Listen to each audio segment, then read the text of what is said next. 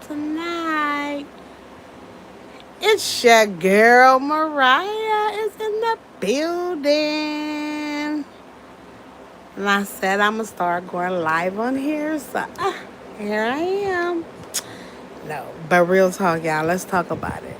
Okay, guys. So I was watching this video and it was talking about slaves' food, right?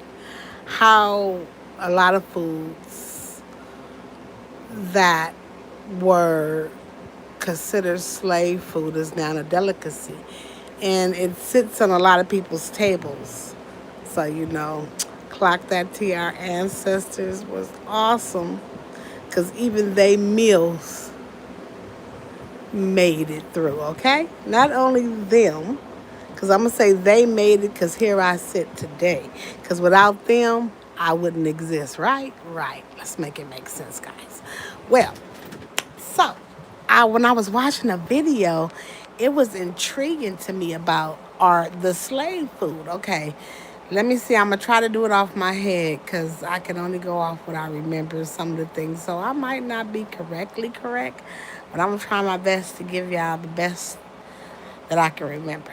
Okay, so let's start with corn. A lot of back in the days, well, back in our ancestors' times, corn was like a main stable of source of food for the slaves because they were all over and they worked the cornfields and all that, so they would have a lot of access to corn. Okay, so one meal that was there a lot, it was corn mush, I think they called it. They called it corn mush. Hold on.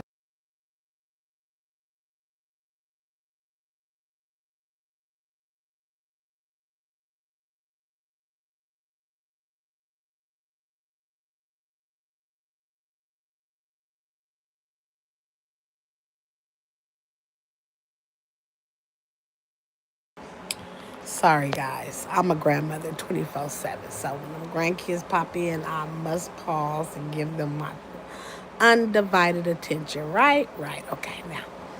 So corn, I got back to what I was saying. Corn was like the staple of the slave food, right? Because they had access to the corn or what have you not. So it would be corn mush. It started with corn mush that we make corn mush. And it was like corn grounded into mush and they would put water, heat it up because it stick to the stomach, and it did what it was supposed to do because hey, that was all they had to, offer. And I want to tell you guys before I get all into my woo, you guys, please, if you can, if it's a replay, please hashtag replay in the comments. And if you're here, please give your girl a little thumbs up. I'm just here trying to do my little thing and trying to grow my little YouTube page. Try to be positive as much as possible so you guys will see positive, a little light level comedian in there, and serious topics sometimes, and just all around the board. I haven't found my niche yet. Well, I have because cooking is my niche, so you'll see my cooking and baking throughout my whole page. But then I go into topics like I'm going into right now tonight. So back to what I was saying about the slave foods. So it would be the corn mash. Now another thing that I learned was greens. Greens was a weed. And so our ancestors were smart enough to determine what was edible. Greens. Greens were growing wild, so they would cook the greens. Now, sometimes the slave masters would throw away the fat the fat out, and they would gather. If they was lucky, they would get the fat and they would add it to their greens to give it a little bit more flavor or whatnot, right? So I guess that's how ham hocks, or that's what they call them, were incorporated into the greens to give it a little bit more flavor, a little bit more taste. Okay, now we're gonna move over to corn nuts, guys.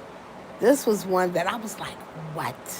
So, like I said, they had a lot of access to corn.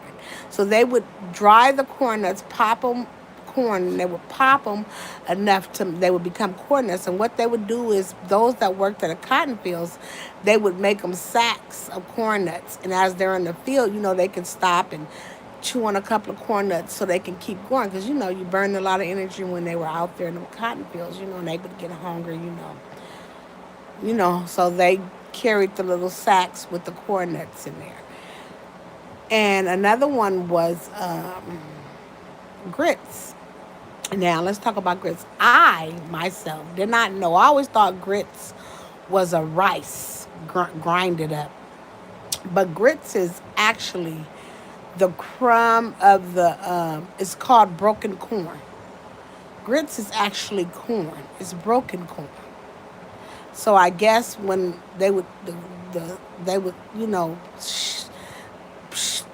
peel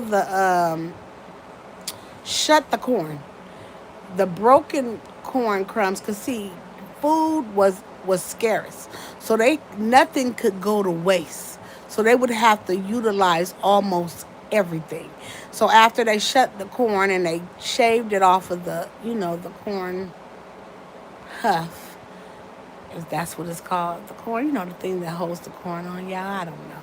But after they would take the corn off of there, if the broken corn would turn into it's broken corn. So then they would use that as grits, which today grits is a staple. It sits on people love to eat their grits with shrimp and so on and so on and cheese and all this old stuff that they do. But grits actually it was considered a slave food. Another one was pumpkins. Pumpkins were wild. You know how and I'm like, damn, is that why we don't like pumpkins? Not all. I can't speak for everybody, but a lot of people be like, nah, pumpkin pie, sweet potato pie. I'm going for sweet potato. I ain't mess with that pumpkin. Don't know. I don't like pumpkin anything. Pumpkin flavor, pumpkin nothing. Pumpkin just don't taste good to me. That's just me.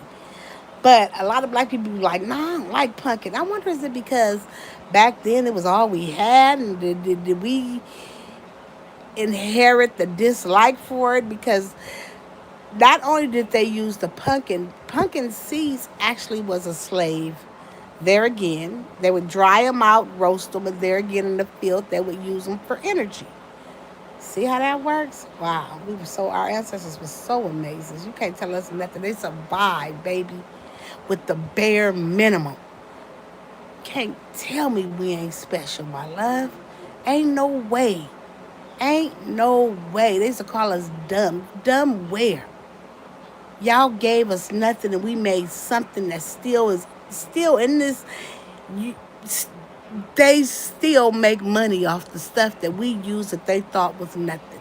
Let's just say it like that. Greens. It was a weed. Now greens are everywhere. Mustard, turnip. Everybody eat greens, right? Right. What else did they say? It was so many. Okay, so I remember the greens, the chitlins. You guys, now I really don't know too much about chitlins due to my upbringing. I grew up in Islam, in the Nation of Islam, so chitlins wasn't nothing I ever incorporated. Now I seen my grandmother cook them before, did I? And I seen my husband mother cook them, and that was the first time I really seen them up close and personal. Is when I started dating him, because he was from Mississippi. So down south, southern, those are southern foods that they still indulge in, per se. So that was, when they got the pig and, they slaughtered the pig, that was something that they wasn't. So it was, thrown off to the side. And there again, our ancestors said, hey, this is some type of meat. We got to do something with it. So what did they do? They cleaned it up, got all the little nasty stuff off that can make them sick. Very intelligent. And boiled them and cooked them up. And they became, there again, a staple on people's tables to today. Today, still eat them. Not me, but people still, New Year's, they all up on that. What else did they on that slave quarter food that I was just in shock? Like, wow. When you start finding out stuff, we really don't know our history as melanated people, because it's really not taught to us. So it's up to us to go out to snatch it and get our knowledge that we're supposed to have, because it's buried. You know, they don't want us to know our knowledge. They don't want us to know our worth. Let's just put it like that. So for a long time in this world, they hid what we were capable of, and what we did. Because let me tell you something, in school, I'm not gonna, I can just tell you what I can remember going through school. I remember history books and reading, and it would be a little bitty chapter, one little chapter about slaves and slave ships and all this stuff. It wasn't much. It was a one little chapter, and then the rest of the history was all based around Caucasian people. You know how that goes. It was the Indians was in there with the Pilgrims. You know, they barely sprinkled other minorities into the history when I was growing up. It was basically, it wasn't everybody history. It was just a particular race history more so. You would get sprinkled here and there. And that goes to say, not off topic, but I was just talking to someone because I went to hair school for a minute. And even in hair school now, black people, we need deep, waist deep when it comes to hair. We in that thing. That's our thing, because it just is. I don't know why, but for some reason, black people are obsessed with our hair. And I guess because it's magical and it's our root and it's connected to us.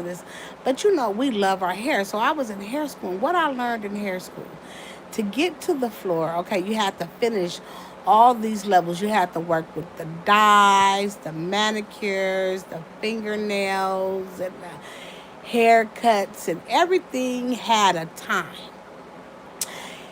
It would be 1 week this, 2 weeks hair dye, maybe 3 weeks haircuts, the blunts and the diagonals and the degrees and all that. And the manicure was, I think it was a 2 week for the nails, the feet, and all those things. But when we got to the black part of hair, which was, now that I didn't think of it back then, but now when I saw it, that's so ironic that in hair school, I think we get 1 day precedent to learn how black hair works and how to work with it. I think it was a Marcel, which was to straighten the hair to get it to Caucasian type style hair.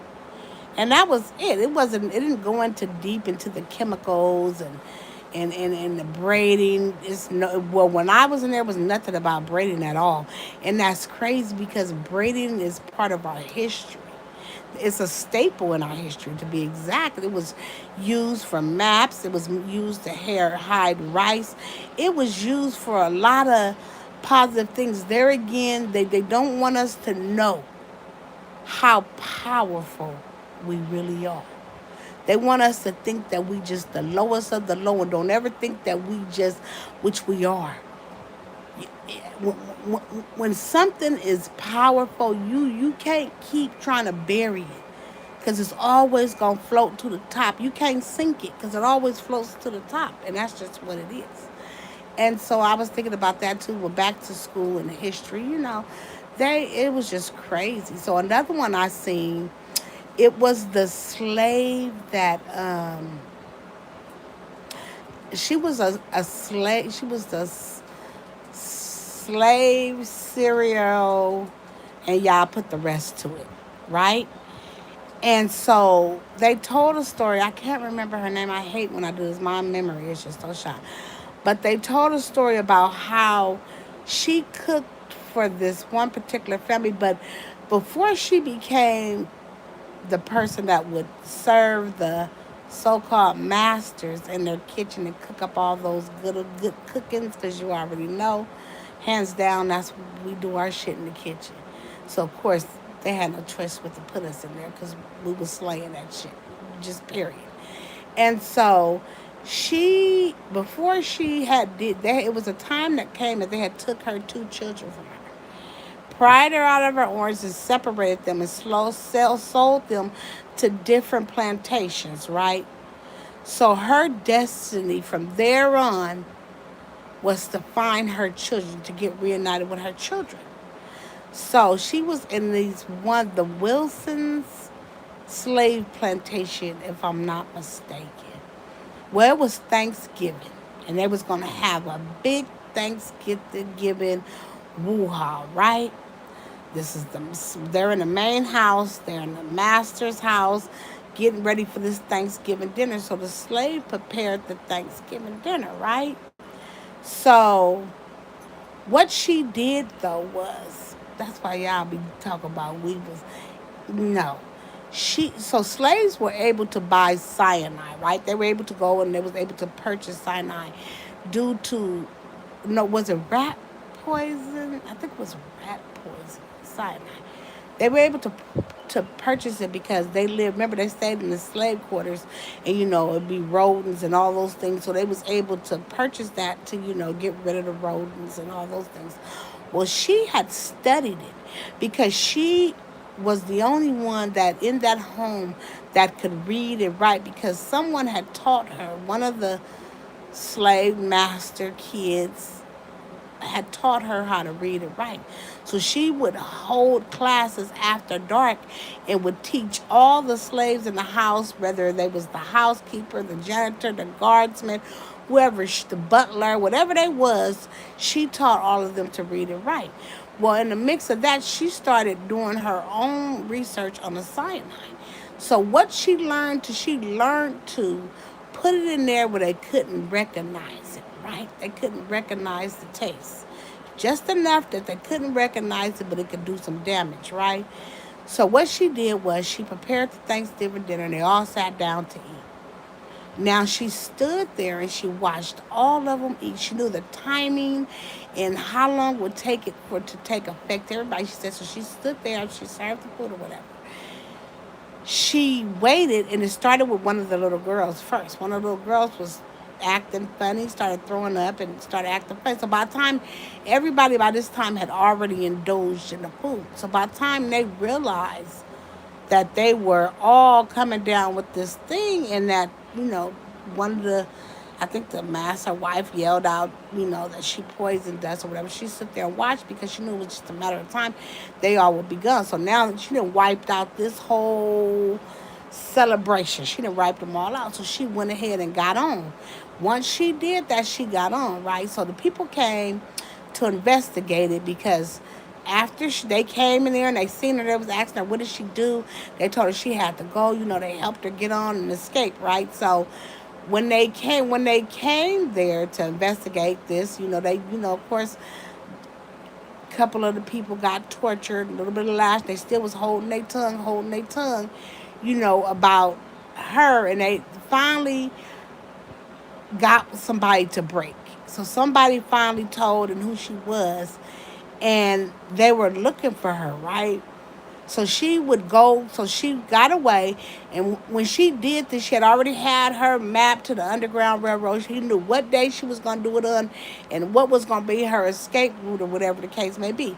So she went ahead and got onto the railroad. She went ahead and got on to wherever she went. So she indocted a fake name that she was a free slave.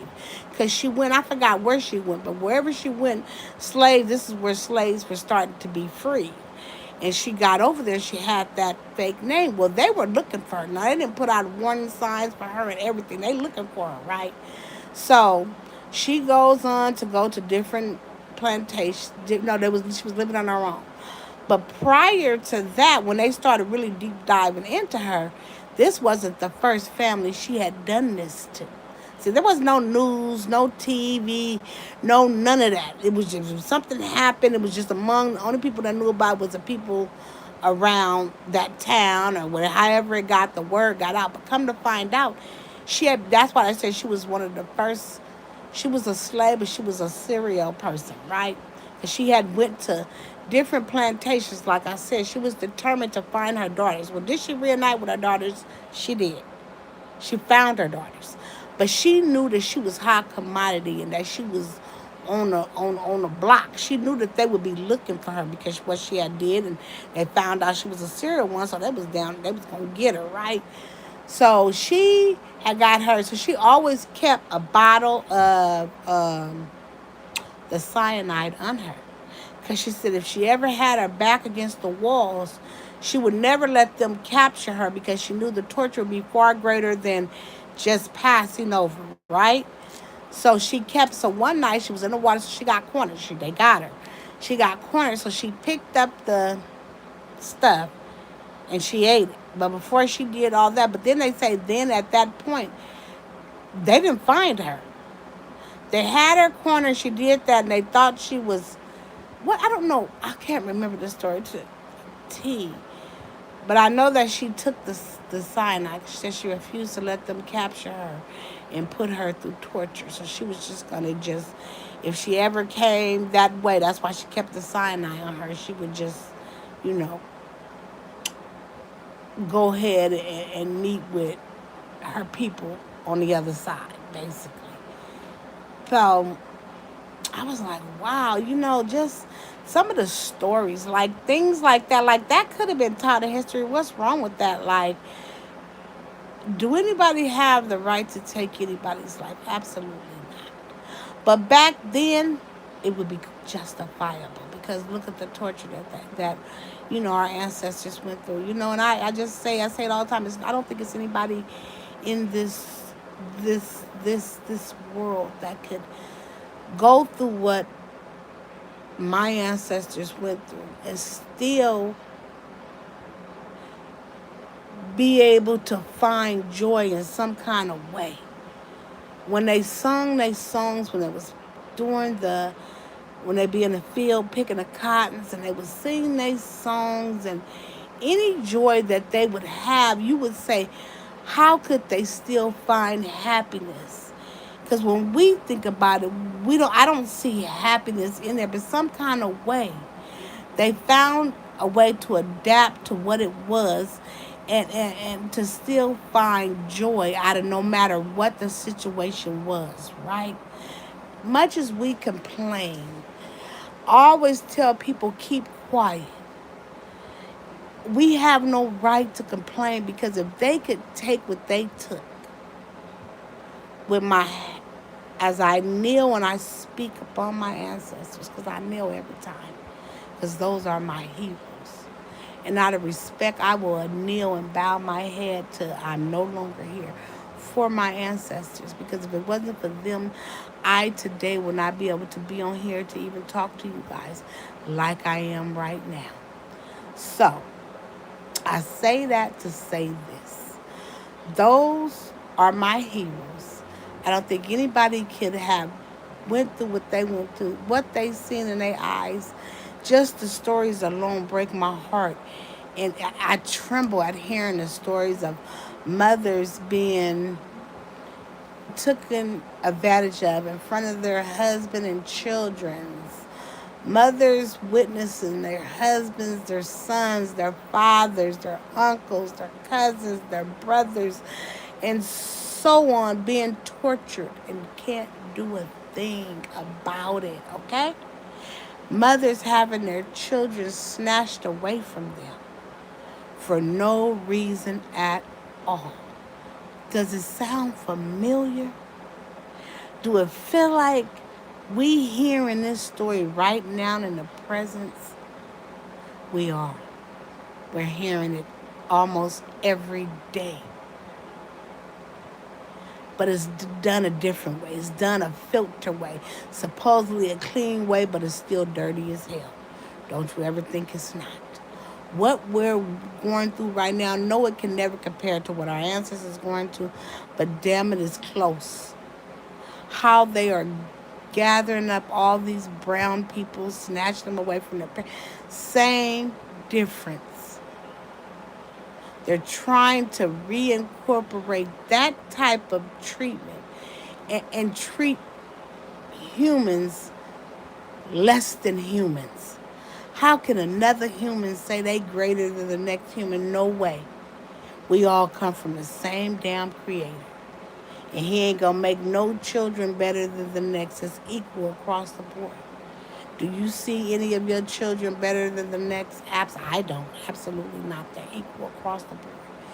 So When people say we're living in our last days, right now, guys, I believe we're close to it. Because right now, I feel like we stepping into the pits of hell with the way things are going. Right now, and I have Kaiser. I'm 50 years old, you guys. They saying the way he hitting these tariffs on these medical insurance, that that your medical insurance can go up to $2,000 a month. Who the fuck gonna be able to pay that? And it ain't like I can say, okay, well, fuck it, I can't have the private care because I can't afford it. Let me just jump on med. No, it will no longer exist. So any problem you come up with, it's gonna shut down a lot of hospitals. It ain't gonna be a lot of hospitals to go to. Some people maybe even be turned away. Because how can doctors get paid if there's no money to generate? Why would they even? Don't get me wrong, we got some people that do it from the heart. So I'm not saying that those people don't exist, but that's far and wide, guys. This world is ran on money to survive. The doctor can't continue to treat everybody for free and get no revenue. Where would he get his medication from? Where would he get his equipment from? How would he feed his family? And so on and so on. You understand how this works? How this is going to turn out all bad? A lot of lives are going to be lost, which is so sad. Broken arms, gone. You just gonna have to wrap it and cast it yourself.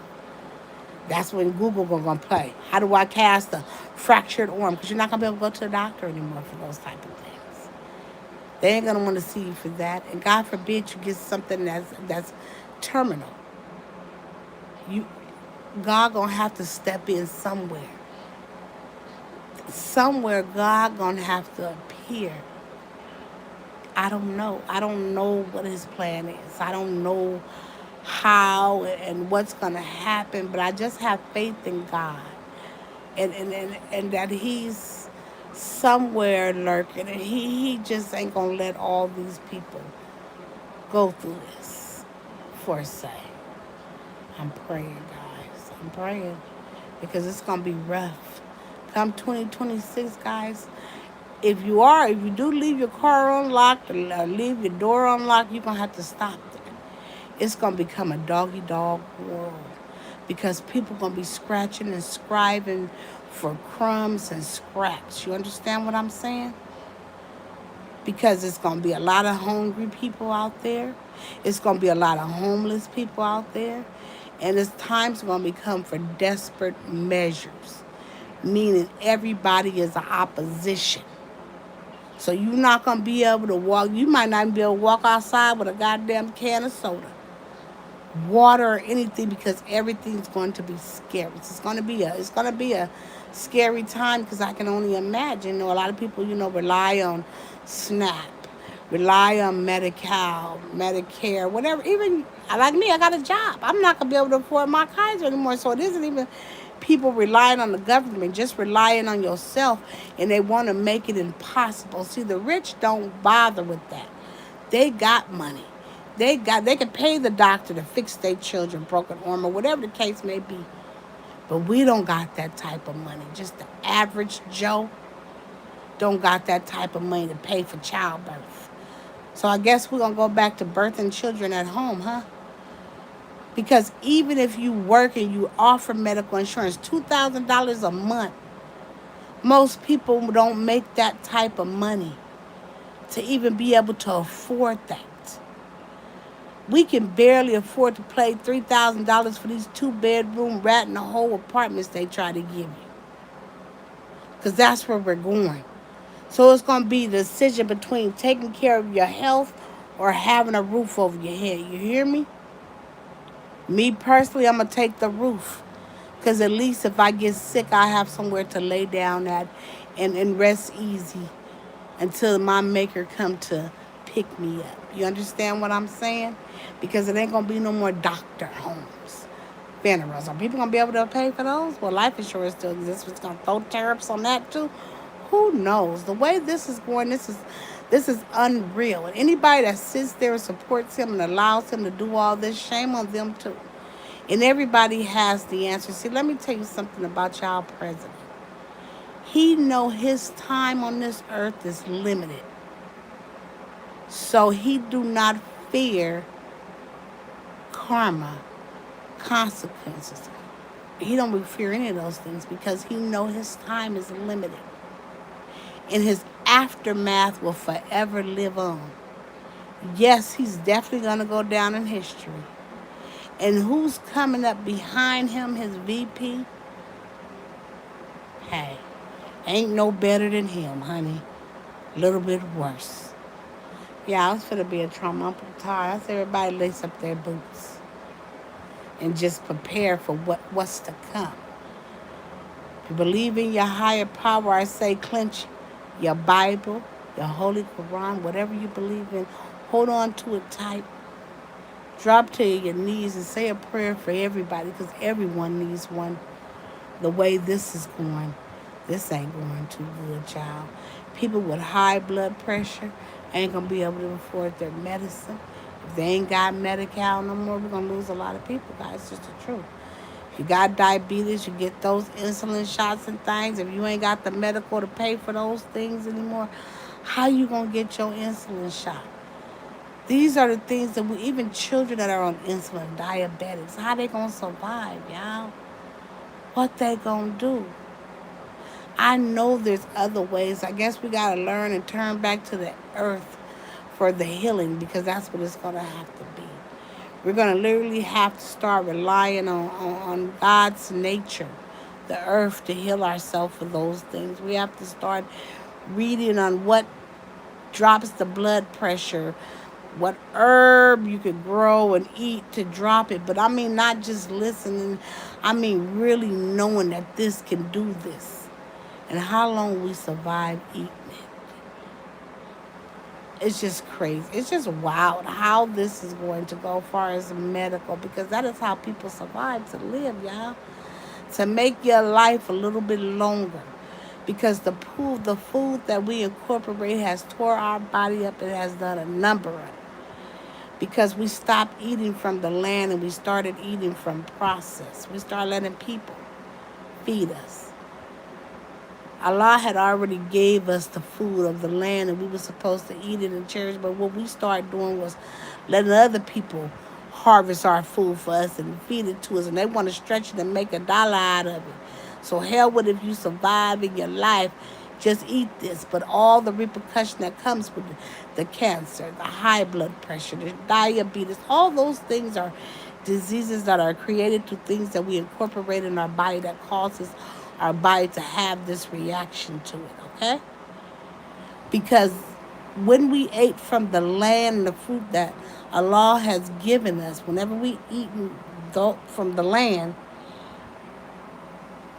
there was no diabetes, there was no high blood pressure. All those things were non-existent because we ate what we were supposed to eat. Wasn't manufactured, wasn't processed, it wasn't preserved so it can last longer and this, that, and the third. Fast food, French fries, none of that was existing, okay? It was off the land. You got your little pot that you took from a can and made it to cook, to boil your water, to do all these things when you ate from the land.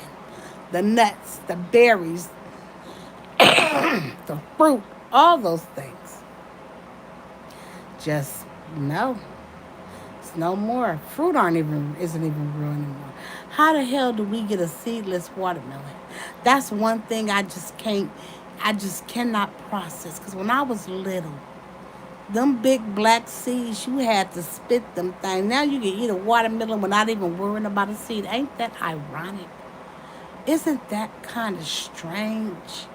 Where did the seed go in a watermelon? Now I had all type of fruit trees. A plum on a tree is maybe it's very small. You can hold it when you put your hand together, your fingers together to lock in. That's the size of a plum. Now these plums you want to store is so you almost got to use two hands to hold it. What type of plum is this? Grapes.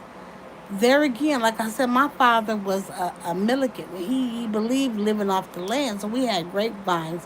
We had black one, grape, and green grapes. Grapes and green grapes. They were little. Those little bitty things, they were little. You pop them in your mouth, they were little. You go in the store now, seedless grapes. Where the fuck is the seed at? How did you grow grapes without a seed? I'm trying to. Everything is produced through a seed. If the fruit don't have the seed, how are we regrowing it without the seed? It just baffles me. Peaches don't look the same. They ain't even sweet no more. They so big and so stretched out. They don't even have a sweet texture to them anymore. How it's just different. Times are just different.